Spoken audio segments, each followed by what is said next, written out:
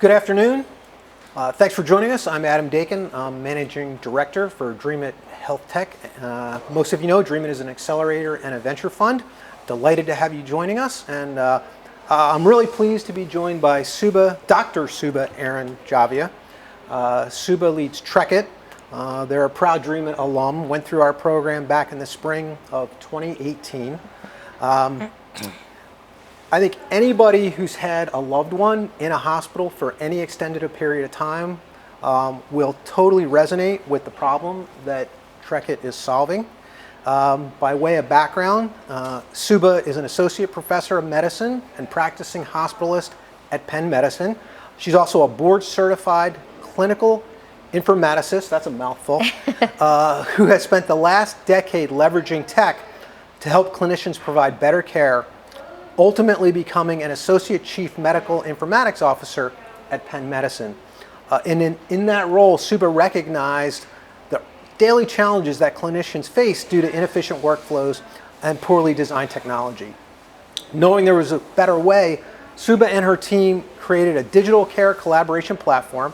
After the platform was widely adopted and embraced at Penn, Subha felt the platform could bring the same value to other institutions. And that's how TrekIT came to be. So I think it might make sense. I've given a little bit of your bio here, but I think if you give a little bit more of a detailed background, that would probably be helpful. Sure. So hi everyone, I'm excited to be here and talk to everybody. So as Adam said, my name is Subha. I come from Miami, born and raised. I am the daughter of two amazing immigrant parents from India. But I went to college at the University of North Carolina, so I'm a Tar Heel. And then I went to medical school at the University of Maryland and worked my way up the coast to Philadelphia, where I did residency at the University of Pennsylvania. Didn't expect to stay here, but honestly fell in love with Philadelphia, fell in love with Penn, and ended up joining faculty at Penn after residency, and then I never left.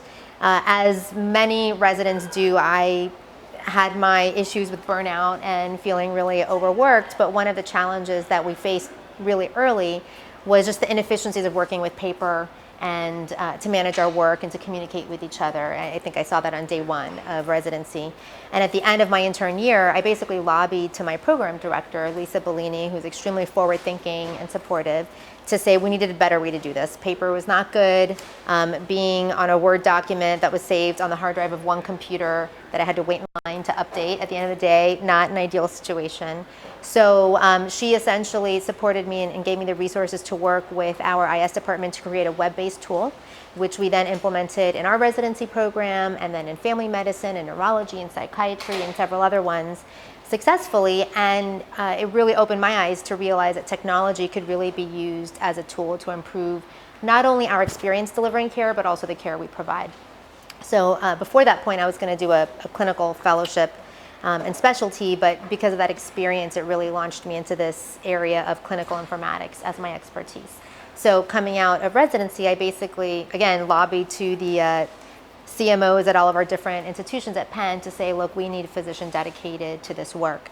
So I joined faculty part-time as a hospitalist, part-time as an informaticist, working as an advisor to IT, ultimately becoming associate CMIO, but really trying to bridge that gap between clinicians providing care and the technologists creating the tools that we use, understanding that you need some level of translation between what we need and what they design.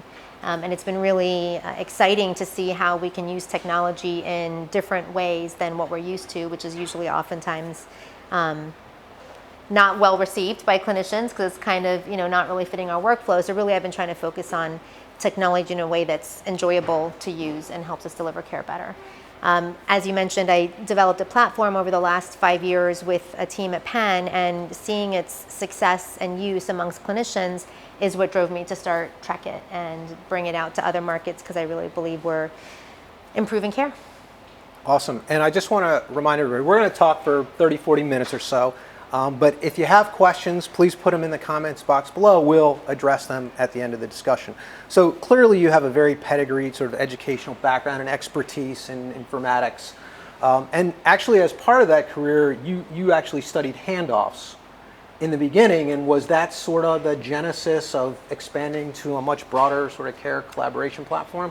Yeah, so handoffs is kind of I think it's a artificially limiting term because some people, when they think handoffs, they peg into only what I need to give you when I leave the hospital so you can take care of my patients. I mean, it's a very literal handoff. Yeah, handing off the care of my patients, correct. And that is where it started from. That Word document that I was talking about was our handoff document, but it also is a tool that we use to manage our work throughout the day. So imagine truly clinicians carrying around papers that we write little check boxes on to say, I need to make this phone call, I need to place this order, I need to check this thing. Really all the work that I need to do to carry out the medical plan that we put together as a team. In the medical record, really what we're doing is writing our plan, but then the actual things we need to get done is living on paper in our pockets. So the handoff started that, but really it became more of a, more holistic approach of what is the workflow that we do, what are the challenges that we face from accessing data in real time at the point of care to actually coordinating the work that not only I need to do, but everyone on my team needs to do. I, as the manager of my team, need to make sure is getting done. It's almost like project management for healthcare. Got it. So we're going to drill down on the platform and the problem you're solving a little bit further in a minute. But I'm sure a lot of people are wondering, and I'm sure a lot of your colleagues are wondering, you are on this, you're at one of the leading academic medical institutions in the country, arguably the best. I'm a loyal Penn Quaker. I was born there. My whole family was born there. Long line of Quakers. So you're at one of the premier institutions in the country. You're on a great academic career trajectory. You decide to leave academic medicine to be the CEO of a startup. Are you crazy? Maybe a little bit. We all are. This was by no means an easy decision. I worked very hard to become an associate CMIO at Penn, and you're right, it was not easy, and I'm proud that I was able to do that. Just to clarify, I didn't totally leave academic medicine, so I'm still a practicing hospitalist. I still engage in research and try to support my colleagues in that way as well. But I did leave my associate CMIO role, which was a big deal. And I definitely received advice from people to say, you're crazy, why are you giving up this role? You'll never become a CMIO this way. But it really took, it was several factors. It was not an overnight decision. I sought the advice of many people who I look up to, particularly clinicians who have straddled both worlds of business and medicine. But what it came down to is a couple things. One is I really believe in what I'm doing, and seeing the effect that my platform has had at Penn really is what drives me to say I want this to come outside and to other institutions, because we need tools like this for clinicians and for patient care. So first and foremost, it was that. Second, I realized that as a clinician, you're always learning, so that never stagnates. But in the rest of my career, I felt like I had kind of plateaued a bit. I did a lot of really exciting work. I learned so much at Penn, but I wasn't really on a growth trajectory that I felt like was at the speed that I wanted it to be. And what's been really exciting about this job is that it's like drinking from a fire hydrant. Again, I feel like I'm a first-year medical student where I'm constantly learning every single day. So from a personal, professional growth perspective, it's really been, just a totally different experience, and one that I'm loving. But I guess it comes down to titles didn't matter as much. What mattered to me is being passionate about what I do and feeling like I'm making an impact, and why I get up every day to do what I do. I feel like a lot of doctors who make that transition into entrepreneurship are sometimes very surprised, because generally speaking, doctors are academically credentialed, they always were great students, smart people. And I feel like a lot of doctors, when they go to the business side, there's some major surprises. Were there some surprises for you? Yes, I'm sure there still will continue to be. I think surprises and shifts in thinking. As a clinician, the underlying priority to everything is what's best for the patient. And as I am an entrepreneur, that's still for me my underlying mission. But that's not the same thing in business. I have had actually people say to me, okay, but how is this going to make me money?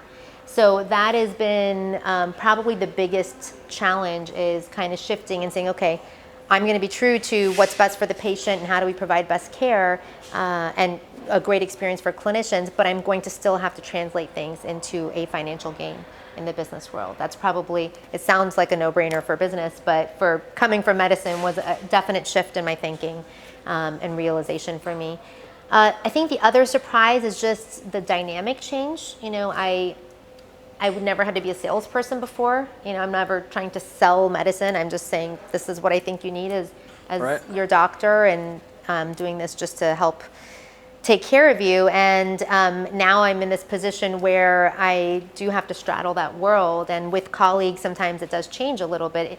It helps that I'm still a practicing hospitalist. I still understand what people are going through, but I kind of have to qualify things and say, yes, I'm an entrepreneur and I'm trying to make a business out of this, but I'm doing it because I really think it's the right thing to do in providing better care. Yeah, I mean, I know one of the reasons we thought you were a great fit for Dreamit was because you came in with sort of that thirst for knowledge, that recognition that you had deep clinical skills, but you had a lot to learn on the business side. And I feel like a lot of physicians, for whatever reason, come out of the clinical world and feel like they already know the business world inside and out, even though they don't have any practical experience. I was in a situation once with a surgeon I was working with, and we walked out of the operating room, and he'd been practicing for a while. I think he was getting a little bored with clinical medicine, mm-hmm. and he took off his mask and pulled off his cap, and he looked at me and goes, I think I want to be a CEO of a medical device company. I was taken back. I was like, and I looked at him, I said, I think I'm going to do the next femoral popliteal bypass. I mean, and right. I think a lot of physicians don't have the appreciation that you had when you came in, like, wow, this is a different world. There's the whole behavioral interaction, even to your point. I feel like when you're a doctor, you have a team, you sort of have control over that team, mm-hmm. right? And residents, fellows who, for the most part, if you say jump, they pretty much got to say how high. Yes, we're a team, but yes, you're right. I can control the trajectory of the plan. You're the hospitalist. Yeah. That's your patient. You're kind of in charge of that care. I'm responsible and in charge. Right, you're the ultimately accountable. But in business, it's a little bit different. We mm-hmm. talked about the fact that now you have this constellation of stakeholders who have different interests. So it's not just your team. What did you learn about sort of who that constellation consists of, and the interactions and management of those stakeholders? Yeah, it's definitely a different dynamic, and I'm still learning. But I think even just understanding who is at that table and being able to weigh into the decisions. I think coming into this, I'm embarrassed to say, I didn't really understand the dynamics of an investor and a board member and the CEO and everyone else who is really steering the ship with a company. But I think the biggest difference is that, like you said, in medicine, the underlying priority for everybody is what's best for the patient. In business, people have different priorities, right? So for an investor, it's one thing. For the CEO, it's another thing. And I think the challenge is kind of making sure that we're all on the same page. What's nice about it is that everyone has something to contribute and has knowledge that they bring to the table. So I think if we can come around the table and actually end up agreeing on an approach, then I feel more comfortable that that's the right approach, because we have gotten input from so many different people and so many different areas of expertise. But it's a lot of team building, and it takes a lot of emotional intelligence, which I'm learning as well, and understanding how to read the room and read personalities and understand.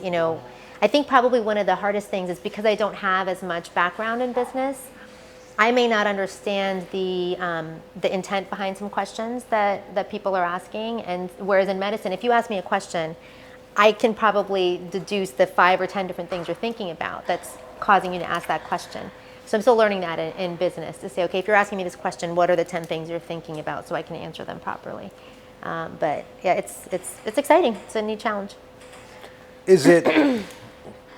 I feel like there's a vocabulary too, right? Yes. And people try, what's the ROI? What's the IRR? Yes. And was that how tough a learning curve was that? I mean, it's sort of it seems like an awkward dynamic, right? You're the CEO of a startup, but then someone starts throwing these financial buzzwords at you, which you may not have been fluid with in the beginning, them. right? You can't sit there and go, what's an ROI?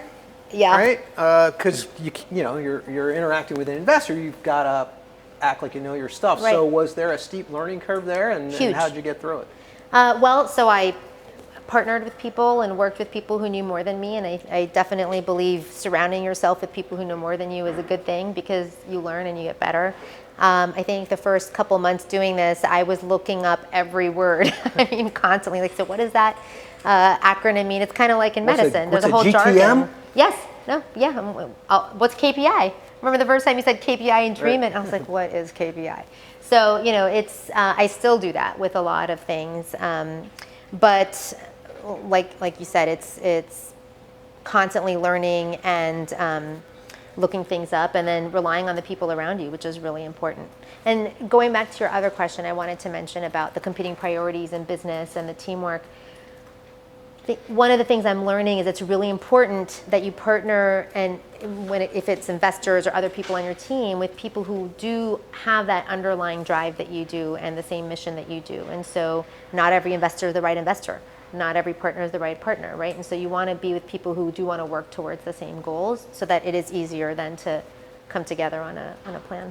Right. I think that highlights the importance of who your early investors are. Right. Right. The knowledge and the network, the skill set, the insights they bring to the table.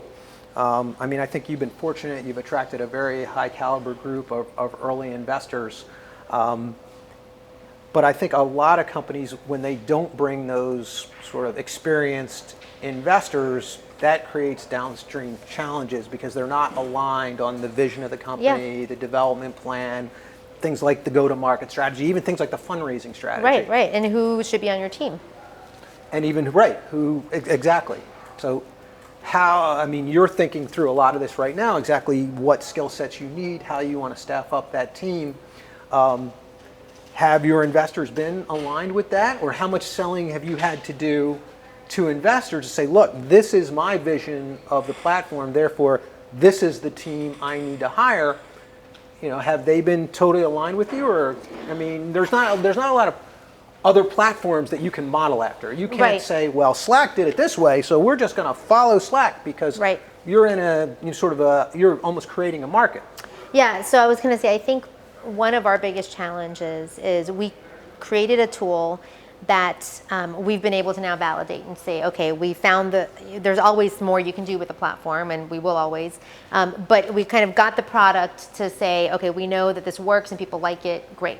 Where we have to be really creative now is on the business strategy side of it, because as we all know, healthcare is really challenging in terms of the business market. And I do think we're going to have to break the mold in a lot of different places to be successful. And so a lot of that will be challenging normal assumptions of, you know, I've had some investors say you need to have a huge sales team and just go out to every large academic center and say, this is what we did at Penn and you should do this too. I've had other people say, no, you know, at Slack, the founders were the salespeople for the first couple years. You should be the salesperson and just do that one-on-one. So it's something that's constantly changing and we're constantly iterating on with our investors and with advisors. So I think there's been some alignment and some convincing that we've had to do on both sides. Got it. So I want to switch gears a little bit to actually talk more about the evolution of the platform itself, but maybe just a little bit more detail on how the platform actually works. Sure. So the initial idea was to get rid of paper. So I actually created prior two platforms at Penn as well. The first one was the web-based one that I talked about. I built another one that was within our EHR, or electronic health record or medical record for the health system. But both of them really didn't do a whole lot of form redesign or improvement. They still relied on printing paper at the end of the day. And so that was the original goal that was given to me by the CMIO to say, let's get rid of paper in this process. And so we started with that, but then with focus groups and working with our innovation group and doing a lot of, you know, contextual inquiry, we realized that there's really multiple problems we're addressing. At its core, one of them is coordinating the team around what needs to get done, whether it's the main team, the ancillary teams, or the night team and covering ones, and access to data, which is what we use paper for a lot, is writing down vitals and labs and meds. I mean, people, even with the billion-dollar EHRs at a lot of big health systems, interns and residents are coming in and spending an hour to 2 hours every morning writing down vitals, labs, and meds and all this data on their paper lists to carry around with them all day. Seems crazy that that's how advanced medicine is being practiced. So that's what we ended up doing with our platform. The first stage of it was creating access to the data that we need to take care of patients in real time, available on our phone. And there's a lot of different components to that. But one is getting us away from paper. The other is getting us looking at actual data instead of something that was written down 3 hours ago. And then the third thing is giving us a clinician view of that, which is in one view, everything I need to see as I'm walking in the room, instead of having to click 30 different times on 10 different screens in the EHR at a desktop. So that was actually the first part of what I rolled out, and it was really transformative for medicine or for providing care at Penn, because it brought the cell phone into our workflow, which was a totally different concept. Healthcare has been really lagging behind the rest of the other industries. And then the second part of it is this collaboration piece. And essentially what I did was project management in an electronic form, like a digital workspace for clinicians to actually plan what we need to do around the patient. We call it kind of like a wiki for the patient, where we can work together. You know, the way we practice medicine has really changed. My specialty didn't even exist 15 years ago. So it was, internists having their outpatient clinic. When their patient gets admitted, they come to the hospital in the morning, they see them once, and then they leave and they practice outpatient all day. And so things were kind of a lot slower moving. You could write one note a day and you're done. Now, medicine is changing multiple times a day, every hour, minute to minute. And so my whole specialty is around being only in the hospital to take care of things as they happen throughout the day. But our records have not changed. It's still one static note for each person who sees the patient once a day. And it really, I don't think, does a good job of telling the story of what needs to happen. So we end up doing a lot of that work on paper. So what we created is essentially a wiki that the entire team can work on together, multiple teams can work on together. And instead of it just being one big blob of text, it's kind of structured, and you can keyword and tag it and do all sorts of different things for the different workflows. Yeah, and so that's sort of the workflow, provider efficiency, better quality of care, right, potentially eliminating medical errors. Yeah, there's a lot of evidence that because of, so 70% of preventable medical errors are related to communication failures. And that's either because we don't have access to data, or we communicate the wrong thing, or we didn't get what we needed from the chart. I think anybody who's had a loved one in a hospital so there's the side, the efficiency, the workflows, but there's also the patient experience side of this, which I think is huge. Yeah. Because it is so frustrating. I mean, I told you the story. My dad was chronically ill for many years. And I think if my family hadn't been intimately involved with every aspect of his care, looking over the shoulders of the caregivers, to the point where I felt like we were the pain in the butt family, right? And you don't want to be that, right? But there were so many mistakes that would have been made or not caught along the way if my family hadn't been my dad's advocate through that whole process. Yeah, no, it's scary. It is. And sadly, that I think is the case everywhere. I like to think of families like yours as strong patient advocates, and really impress upon the team that it's great when family members are there, because we're human. And medicine is not an exact science. There's a lot of gray area. And when you're coordinating truly dozens of people around dozens of patients, the connections there are in the hundreds and thousands, then it's inevitable that something's going to get missed and mistakes are going to get made. Of course, we're constantly striving for that to not happen. But yeah, it's really challenging to coordinate all of that. And now if you think about everyone has their own paper trying to coordinate all of that, it's crazy. It's crazy. So let's shift a little bit and talk about actually commercializing this platform. So you build the platform out at Penn. You get a lot of encouraging traction.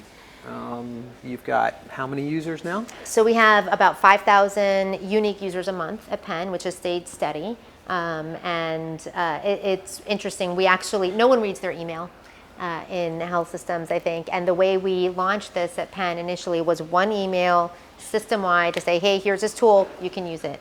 And really it was an organic uptake throughout the health system of people saying, oh wow, this is really cool, you should try this, you should try this. So yes, good uptake on all of the inpatient services.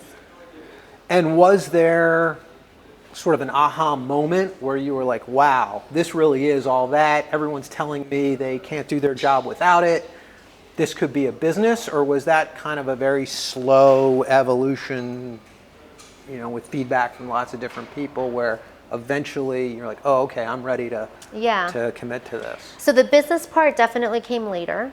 And I wouldn't say there was one aha moment, but it was kind of piece by piece. Like I would check the logins every week, say, okay, what does this look like now? What does this look like? And being able to see every week that it was growing and its use across the institutions and the different institutions was growing was slowly like, oh, I think this actually has some legs under it.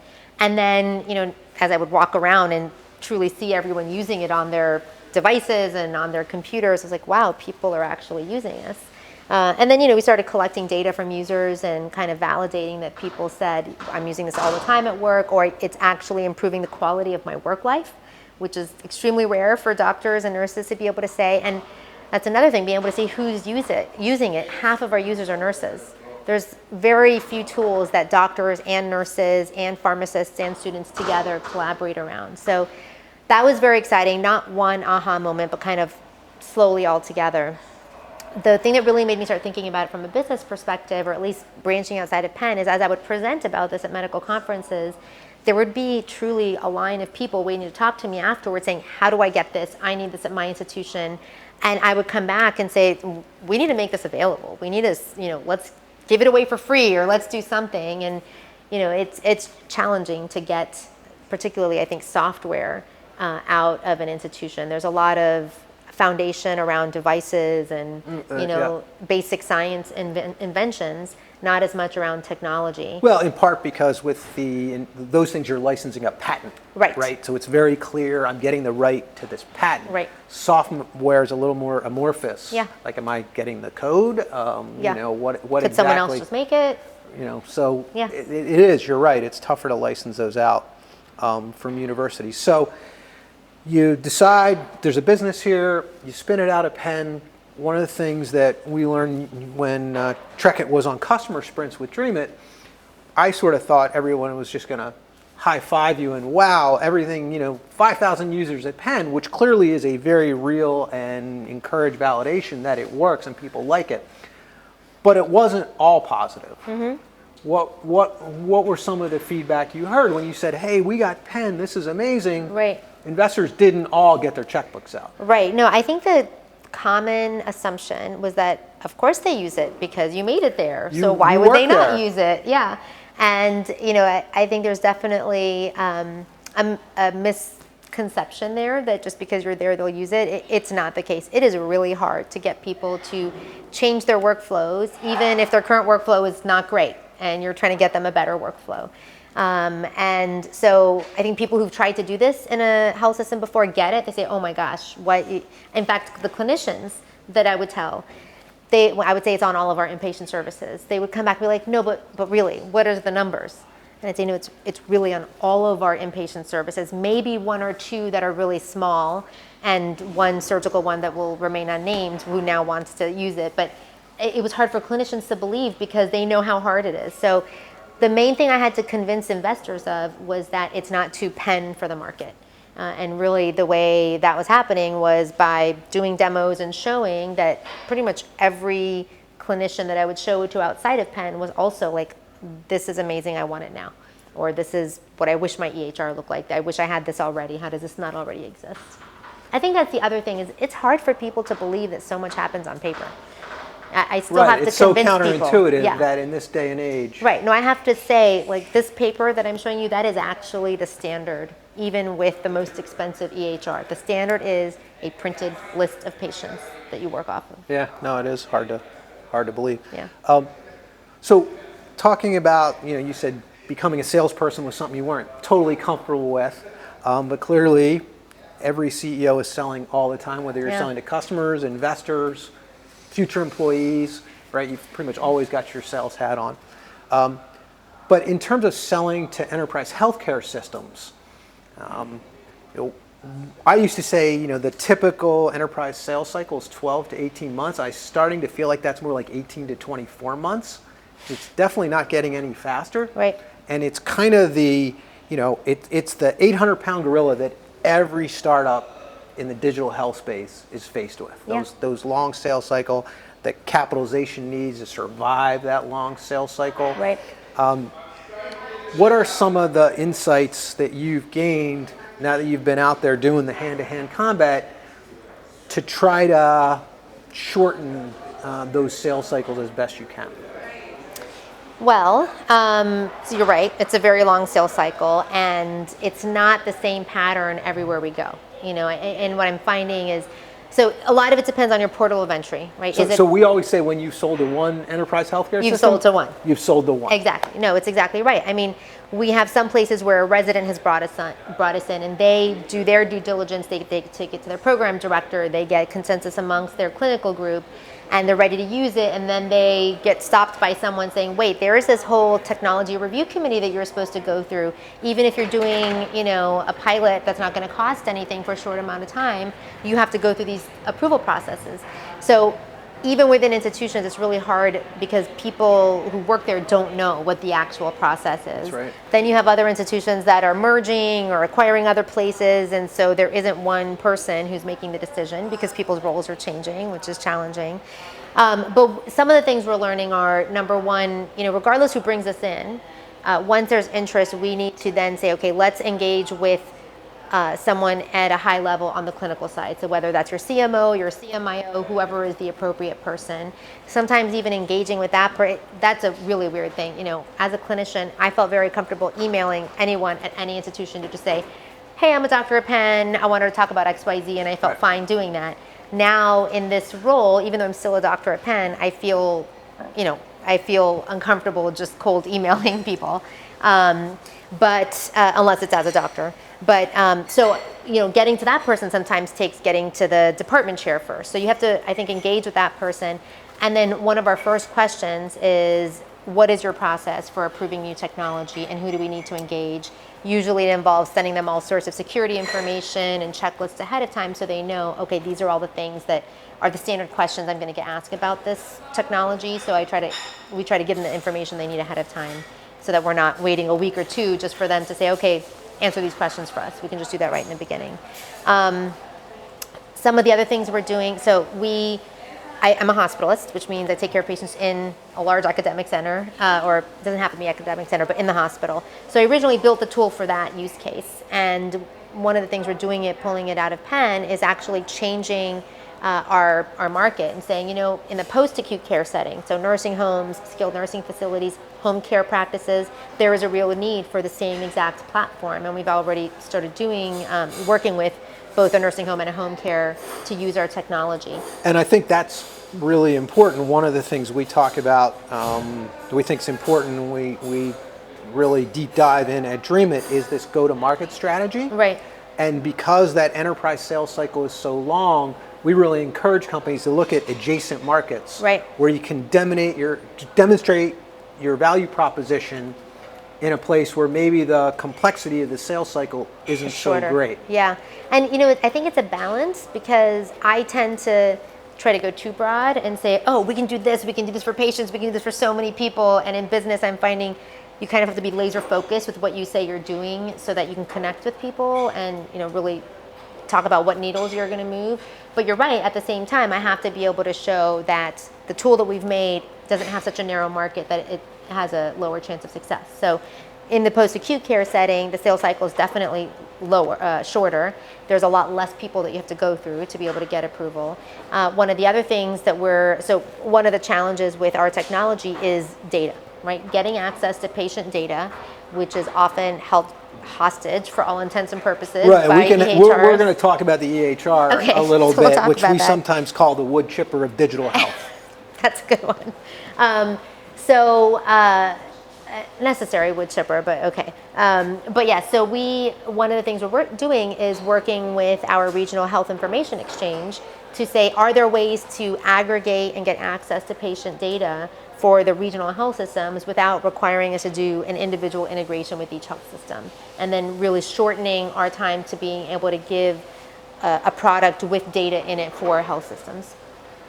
And one of the other big challenges that all startups face in selling to enterprise healthcare systems is, of course, that a lot of the EHR vendors, and we all know who you are, will tell the enterprise health system, oh, we're going to have that functionality. Just hang in there. Wait. Just wait. 6 months from now, you won't have to deal with an EHR integration. It's only going to cost you a little bit more. Right. And we see it over and over again where it just delays the sales cycle for startups. Yep. I feel like it's it's really has a real impact on small companies, their ability to penetrate and get sales, because it sort of gives the hospital that excuse to kick the can down the road for another 6 months. Right. Have you run into that? And Oh, yeah. how does a startup address that?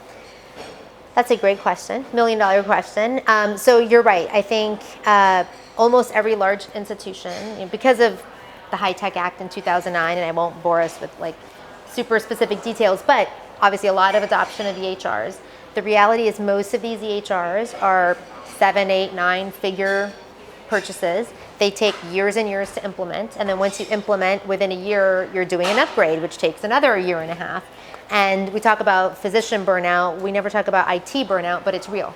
You know, they're so exhausted and focused on doing this one thing. They're like, don't even talk to me about anything else, which really is a shame because there's a lot of other things that need to get done in the technology world. But yes, they say that all the time. I think EHRs like to say we're going to be able to do everything for you, and while I think EHRs are 100% essential and necessary for many, many, many important things in medicine, I don't think they can be everything.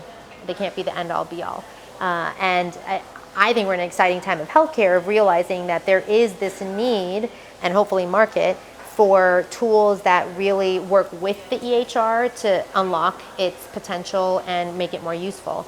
When I get that from people that, oh yeah, the EHR says we're going to have this, they say their mobile app does this, one of my tools is to be really knowledgeable and understand what they are actually doing, so I can say, yes, I understand they're saying this, but their actual timeline is 2 to 5 years. So the typical EHR development cycle is 18 months to 24 months, not exactly agile and or responsive to clinicians' needs. And another thing you can do is ask them if they've actually seen it. Do they know anyone that is using that?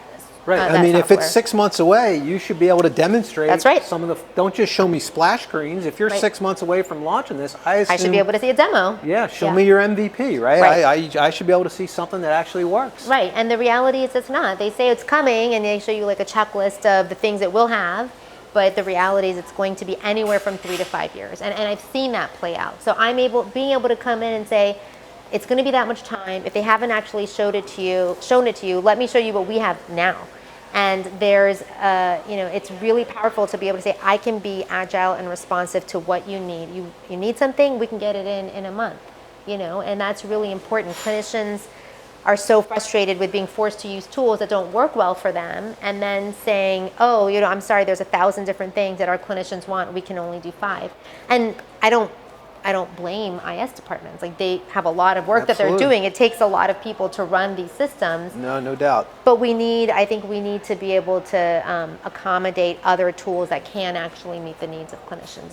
It's kind of like Salesforce, right? Like, Salesforce came in an industry where companies said, no, we have Oracle, we have SaaS, we don't need anything else. And they really broke that mold to say, no, you need something that's, number one, in the cloud. That's a big change for healthcare. And number two, something that's actually designed for your sales reps and your users who actually need to be able to interact with their customers. Absolutely. I don't like to think of patients as customers, but the idea is I need something that works for my interaction with you. I'm just back from the Health 2.0 conference, and it's interesting. Almost everybody there refers to patients as customers now. Like, it's almost forbidden to use the word patient. I don't know if that's just because of this whole consumerization of healthcare trend, but it seems like at least the industry is starting to get it that these are not patients, they're actually customers. Yeah. And it's a different way. So I'm going to transition. We've got questions coming in. Okay. And Michael Alterman coming in, question through LinkedIn, and he sort of read my mind because this was on my list anyway. So one of the challenges with a care collaboration platform is demonstrating the ROI, right? And you can't sell to an institution if you don't have an ROI story. So what are your thoughts on how do you demonstrate that ROI? So I think you're right. That's one of the most challenging things. And when we talked about competing priorities, the same goes in healthcare. Because as a clinician, my priority is one thing. As the CEO or the CFO of the hospital or the health system, of course, patient care is important, but they also have other competing priorities that they have to do because it's still a business that they have to manage. And that is probably the biggest challenge and surprise for me coming out of medicine, is learning that I have to speak ROI in different terms. And so, the other challenge there, I think, is understanding what's important to the place that you're selling into. So do they care about efficiency? Do they care about physician wellness? Or is it all about billing and the bread and butter of what they actually care about? I think ultimately what a lot of companies end up doing is shifting their focus to selling to administrators and making their tool more for administrators. Core to my mission is really having this tool that's built and designed for the clinician to be able to provide care for patients. But given that the clinician is not the buyer at any health system, what we have to do is kind of translate that value add for the clinician into an ROI for the administrator. So why does a clinician like it? Because it saves them time. What do they do with that extra time? They're able to see more patients, or they're able to bill more. Because of our technology, they're able to write better notes that then you can code for in a better way. So everything ends up being translated into the ROI that the purchasers care about. Yeah, and I do feel like there's, like, even when you're early in your journey, there are institutions that are forward-thinking enough that they can just see something and say that's the right thing to do. Yes. I think culture is such a big part of the equation. And we were talking about innovation centers before. Some places with innovation centers are, those are the types of places that are really open to working with other types of technologies and other solutions. Some places are not. And I think you can often tell early on in a conversation if it's a place where it's like, look, we don't want anything but our EHR. Don't even talk to us if you're not part of our EHR. Whereas other institutions recognize that they need to have other solutions. And so that ROI conversation is different. Got it. Yeah, I mean, I know there are some centers, like one of our really great partners is Intermountain Healthcare, and Todd Dunn leads innovation there. And I was talking to Todd specifically about a technology that was really all about the in-hospital patient experience and enhancing that experience. But the company was early and they didn't have a lot of data. But Todd, to his credit, said, this just so dramatically enhances the patient experience that I'm going to bring it in and then figure it out. And then figure it out. Like, I know there's an ROI story here. I know we have to work a little bit to figure it out and get the data to back it up. But it's just so clearly the right thing to do. Right. It reminds me a little bit. There was actually a mentor of mine who was a physician at Penn. People are always talking about, well, doing a randomized trial, right? Mm-hmm. Or what's the show me the before and the after. Readmission reduction. Right. Yeah. Like, you got to do a study to show me that you reduce readmissions. Mm-hmm. And he used to say, well, not everything needs a randomized trial. Like, we would never do a randomized trial for parachutes, right? It's just like, you're not going to jump out of the plane without a parachute. And I feel like some stuff, even like this, so it's so obvious. The value proposition is so obvious to the doctor, to the patient, to the system, right, that you don't necessarily have to walk in with that hard data if you can convert champions. Exactly. I think that's the key, is the right champion at the right place who, like Todd, as you were saying, can see the vision and why it's such a value add. Or an investor, right? So one of the things I'm really excited about with some of our early investors is realizing there is definitely a value add here, and we're going to take time now to figure out what are the numbers that we can crunch out of what you've done so far to be able to give a more traditional ROI that someone else who doesn't see that vision would care about. Gotcha. Yep. All right, another question coming in here through LinkedIn. Can you Priya Agarwal? And I think the question really is, when you're implementing, and let's say you're in that pilot phase, although we hate to use the word pilot, we prefer to call it a trial to purchase now. The word pilot's becoming a bad word because everyone knows death by pilot or pilot purgatory, all these things, and it's a good point, right? Absolutely. But the point is, how do you define success so that when you do that early implementation, you can convert. They become a paying customer. I think the key with that is defining it with your customer to find out what are the needles that you care about. So the key to not being death by pilot is saying, okay, let's put a time limit on this pilot and talk about what are the exact metrics that you want to see change. This is what we believe we can do. Let's talk about which ones are the ones you care about that we'll make sure we measure by the end of it, and that leads to a purchase. So, I mean, it's different things for different places, right? They're all struggling with, I mean, overall, the general set of problems that we struggle with are the same, but different ones are kind of filtering to the top for different places. So I think it's really important to find out from your customer what are the ones that you care about the most and then focus on those. Because the way you obtain them is different, right? Sometimes it's really lengthy observations. Sometimes it's just looking at your billing codes, which can be done pretty easily. So, you know, you don't want to spend time collecting data that maybe aren't the ones that people care about. Okay, great. I think those, just seeing if there's any other questions coming in here on LinkedIn. Okay, another question.